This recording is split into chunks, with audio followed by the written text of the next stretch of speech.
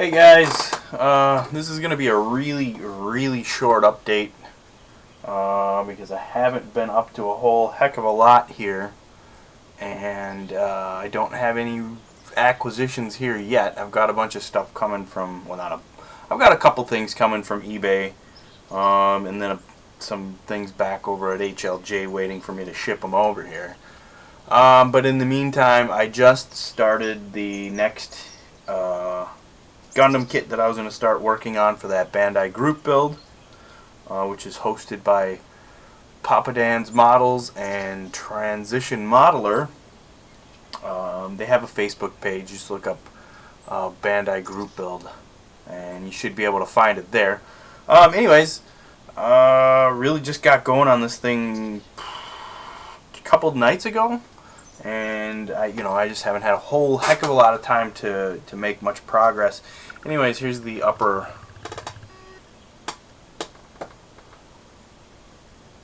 half.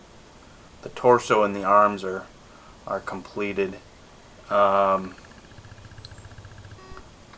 colors that it's molded in are just god awful. It looks just dreadful in pink and purple. But once I get this thing finished and get it all painted up, it should look, it will look a lot better. This kit is going to be a lot more work than the last one. I don't know if you can see it, but the shoulders are in two separate halves, and it's going to require some putty to fill in that seam. And then the shoulder spikes themselves, each of those the top two shoulder spikes there's a little bit of a gap where the shoulder pieces came together, and that's got to be filled as well. Yeah, it's just going to be a lot more work than the last kit.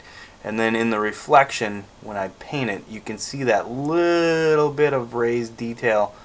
That's going to be, to pick that out, I'm going to try and do, I think it's a reverse wash, where I paint the color that I want that raised detail to be, seal it, and then paint an enamel over the top where I want the recessed color to be, and then take some enamel thinner and take that enamel paint off of the raised details to kind of get that to pick out, because there's no way,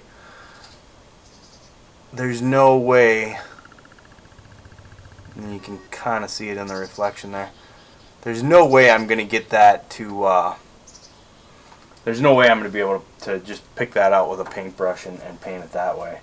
I also got the feet finished, or assembled for now until I pull it all apart for paint. But yeah, that's really it for this little tiny update. I figured I'd do this just because I haven't put up a video in a week or so. So here's this thing, and I'm making progress on it, and I can't wait to get paint on it because I think it looks just terrible the way it is.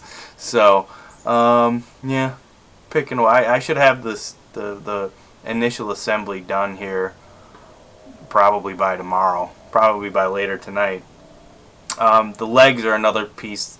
The lower half of the legs, I'm going to have to do some putty work on those as well, because there's going to be a great big dirty seam running right up the center of those. So yeah, this kit, I mean, I love the design of this, but it's just a lot more work than the last one that I did, where I didn't have to fill any seams at all. But yeah, and if you notice, you can see, or if you're paying attention, you can see that the head unit for it is clearly designed by, or clearly inspired by a German soldier's helmet from World War II. Anyways, despite the shitty colors on this thing that it's molded in, this is one of my favorite designs, just in terms of Gundam designs. It just looks mean. Anyway, I'm rambling. because I've got nothing else to show off. So yeah, that's it. Little 5-minute update on my next entry into the Bandai group build. Thanks for watching, everybody. See you, bye.